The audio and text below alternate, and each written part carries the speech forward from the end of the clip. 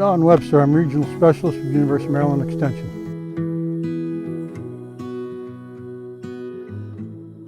In the mid-1800s, a lot of the New England companies had gone through their oysters and looked down here and saw this oyster gold in the Chesapeake. We had three-dimensional reefs back then that actually reached the surface of the water. They brought the towed oyster dredge down here, and it happened to coincide with the early refrigeration and canning technology, and the biggest thing was expansion of the railroads to the west, which opened up vast new markets for oyster projects. We had many companies that formed down here. We had thousands of people who harvested oysters.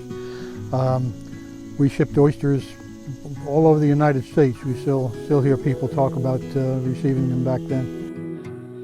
Vincent Leggett, L-E-G-G-E-T-T. I'm the president and founder of the Blacks of the Chesapeake Foundation based in Annapolis, Maryland.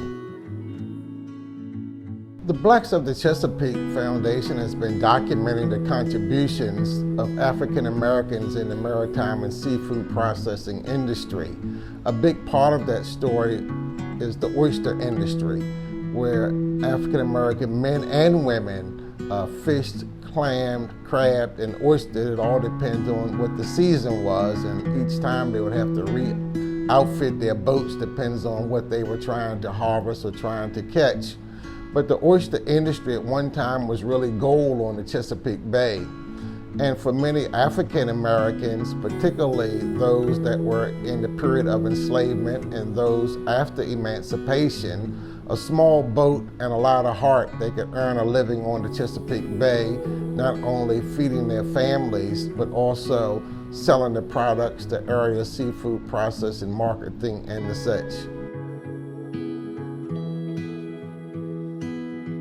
One of the things with the Blacks of the Chesapeake, we try to tell untold stories and just talk about the men and women whose lives have been shaped by the Bay. So often if you go to a public library, college, or university and pick up books on the Chesapeake Bay, it's very seldom you see people of color.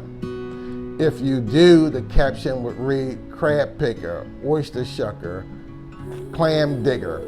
But that's all the caption said. If you flip the page and if it was a white waterman, it would talk about who his mother was, who his father was, how long they'd been in the industry. And one thing you might notice is I always lift up the women. About 30 years ago, I was doing a lecture in the Shadyside area, and that's in southern Anne Arundel County, another waterman's village where oystering was very popular. And one lady kind of raised her hand like the ladies you do in the church when they say, "I'm coming through," or point of order.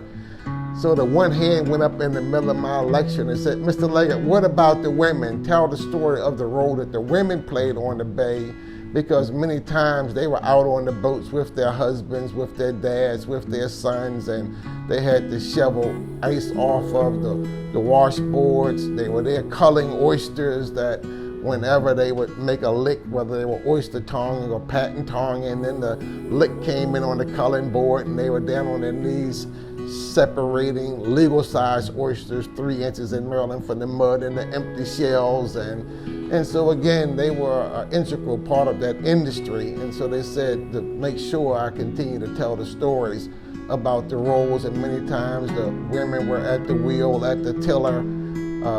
They were really a part of that industry and wanted their story lifted up as well. As you got into the late 1800s, those virgin stocks were being overfished. The three-dimensional reefs had been torn down, and Maryland actually peaked at harvest at 15 million bushels around 1885, and thereafter it declined rather precipitously. From about 1930, for a 50-year period into the 1980s, Maryland's harvest stayed fairly static at about 2.5 to 3 million bushels. In the 1960s, two diseases hit the mid-Atlantic region and basically took out a lot of the oyster resources from Delaware down along the coast, and they got into the Virginia portion of the bay and basically wiped out a lot of that industry. Maryland escaped some of that, other than the high salinity areas of the lower eastern shore. But by the 1980s, those diseases hit up here in Maryland, and we saw that 2.5 to 3 million bushel harvest drop precipitously down to 5 to 10% of it was back then. So now, trying to figure out how to bring that back.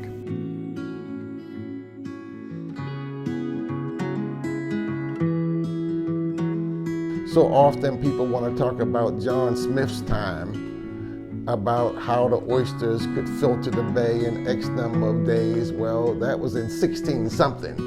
And so I think that's a cute reference point. But a lot of water's gone under the bridge since John Smith was here. And so I just think that we just need to continue to update the narrative. And again, trying to find a balance, because I don't think it's a right or wrong. There's a lot of the technology that's been developed, hatchery technology, remote setting, lines of oysters that have been bred to be disease resistant, are bringing us to the point where we can start to produce a lot of those oysters again.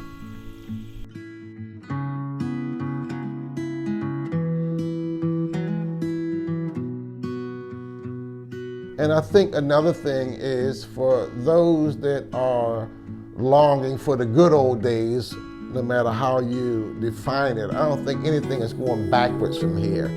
Everything is pivoting forward. And what I've found is the more successful people in the maritime trades, the oysters, the crabs, the fishing and all, you have to be able to innovate. You have to be able to change. You have to be able to use how different technologies, different marketing, and just so often people get stuck in their heritage, their old ways. I think they're really going to have a hard time moving forward if that's what they're reaching for the way it used to be. I think used to be is gone, and gonna be is what they're looking at, and their ability to zig and zag and innovate and just learn more and do more.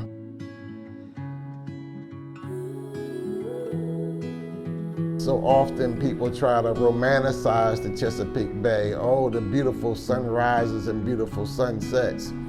But as Frederick Douglass said in My Bondage, My Freedom, the Chesapeake Bay was a water of hope and a water of despair. Because again, not everyone made it home. And just the whole history of the waterways on the Chesapeake and the early beginnings of our nascent America, the Virginias, the Marylands, the Delawares, that some of that cargo was human cargo. And so there's always been tension and trauma related to the waterways and just your own family story, your own legacy.